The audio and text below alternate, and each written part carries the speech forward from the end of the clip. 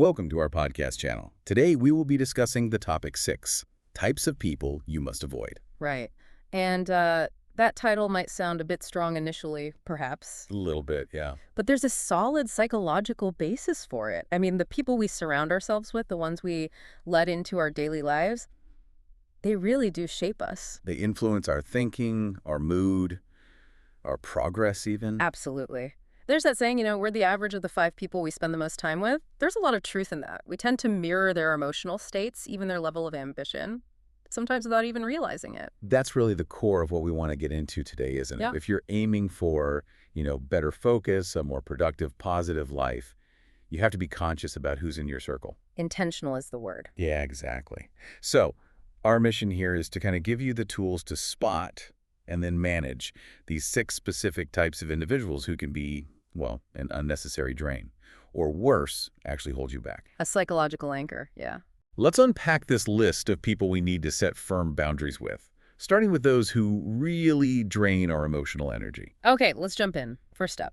The classic one. Yeah. Type 1, the complainer. Ah, yes. We all know this type, don't we? We do. And this isn't just someone having an off day. It's like their personality is built around finding what's wrong. Everything's a problem. The weather's too hot or too cold. The job's awful. Traffic's a nightmare. Even the coffee's never quite right. And it's constant. It's this background noise of negativity. And crucially, there's rarely any talk of solutions. And that constant exposure, it's more than just irritating. It actually takes a toll on you mentally. Research suggests listening to persistent negativity can trigger stress responses in your own brain. Really? So it's not just in my head that I feel tired after talking to them? No, not at all. Being around it constantly lowers your own resilience. And if you're working with a complainer, forget about finding solutions easily. Their negativity can just derail the whole process. You start feeling bummed out too. Okay, so what do we do? If we can't just, walk away, like a coworker or maybe even a family member, how do we defend against that emotional drain? The main defense is what we call mental distancing. And you have to be pretty disciplined about it. Mental distancing. Yeah. Yeah, you essentially create a mental shield. You hear their words, you acknowledge them perhaps, but you categorize them as noise, not objective truth. And definitely not your responsibility to fix. So don't absorb it. Exactly. I like the image of treating their complaints like a passing storm. It might be loud, maybe a bit dramatic, but ultimately it's temporary and it doesn't have to shake your inner stability. You control where your mental focus goes. That reframing is key. Yeah. And practically, say someone starts complaining at you. What can you actually say or do? Well, you have the right to steer the conversation. Don't get drawn into the negativity loop. Protect your own peace. Try to pivot towards solutions. Like asking, okay, that sounds frustrating. What's one small thing you could do about it? Perfect. Or even just gently change the subject altogether.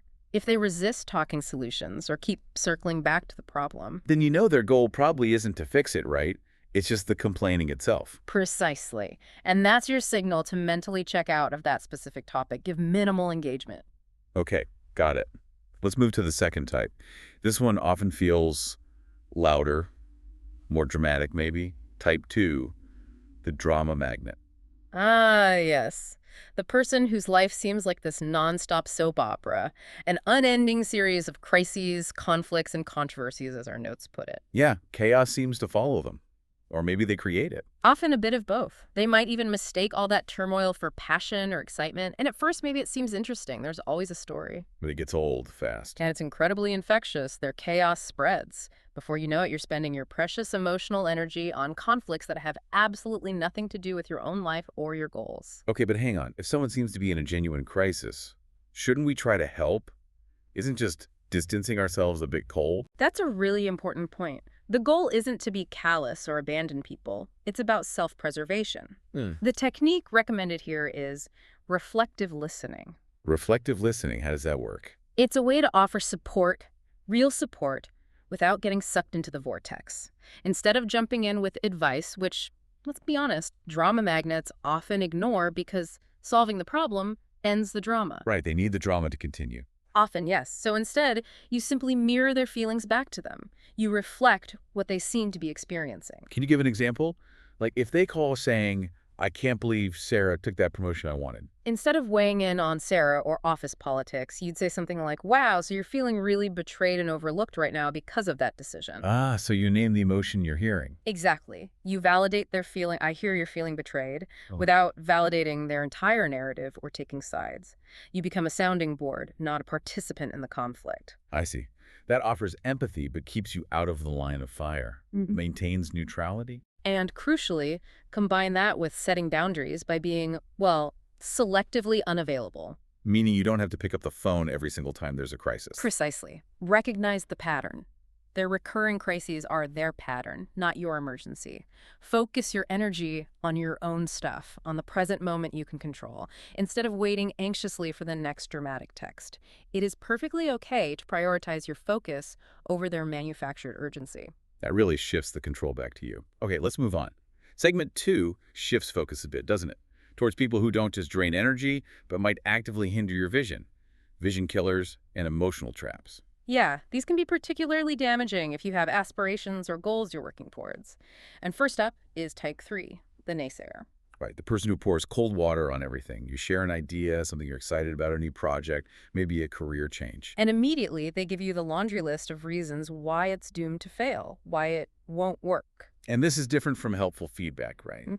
Constructive criticism is valuable. Totally different. This isn't about helping you refine the idea. It's this pervasive aura of doubt, as the outline says. It feels heavy. Their goal, often unconsciously, is to make their doubts become your doubts, to dim that vision you had. Why do people do that? Often it stems from their own stuff, maybe their own fears, their own regrets about chances they didn't take.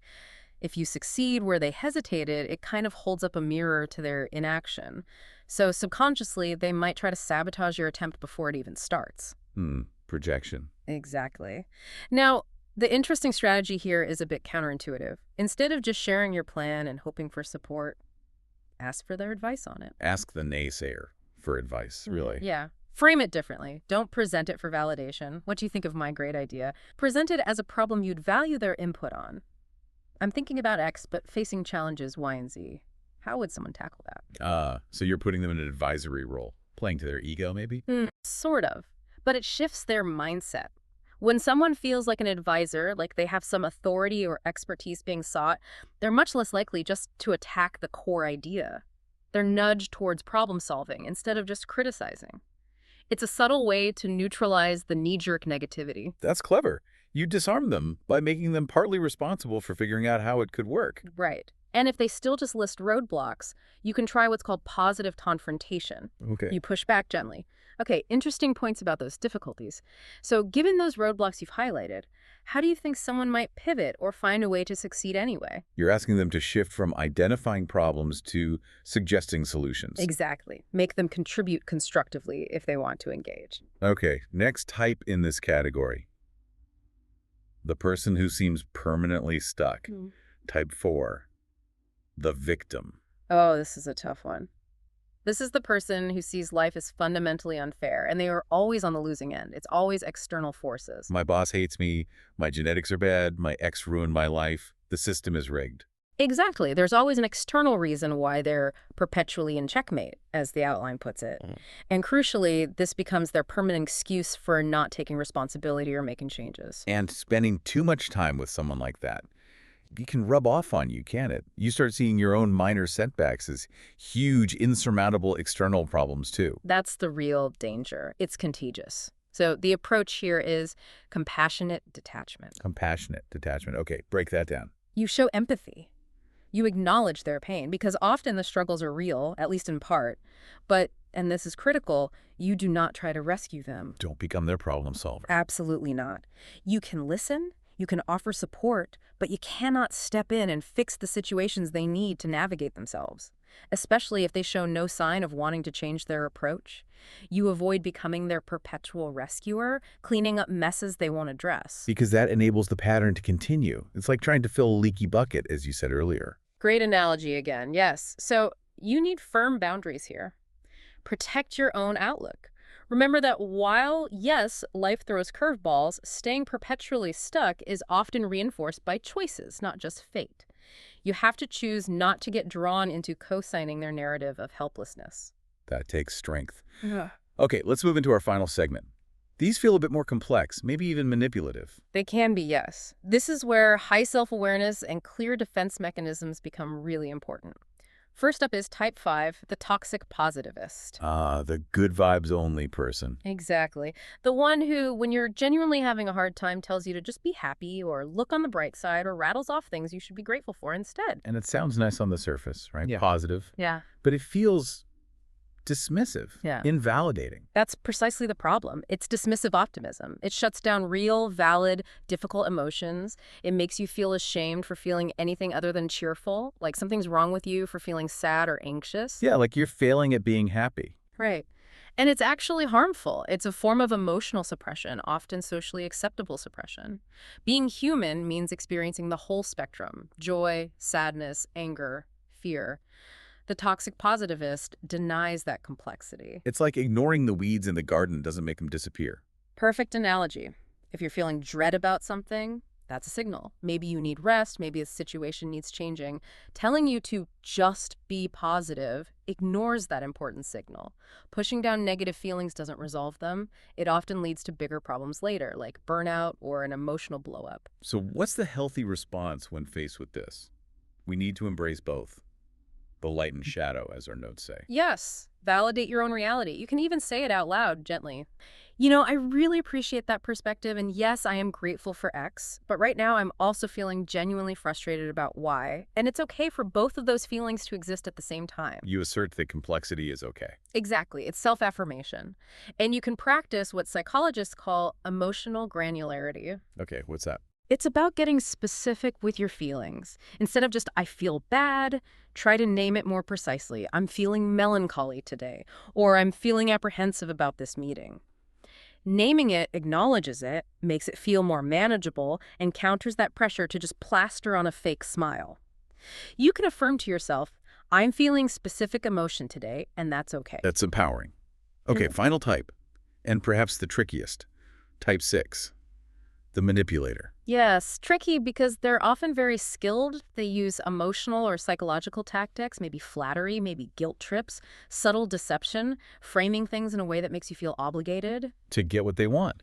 They subtly rewrite your script so you end up doing things or even changing your own priorities to fit their agenda. Exactly. Over time, you might look back and realize you've been gently coerced. Let's use that dinner bill example again. How does a manipulator work that subtly? They don't just demand you pay. Rarely. It's usually softer.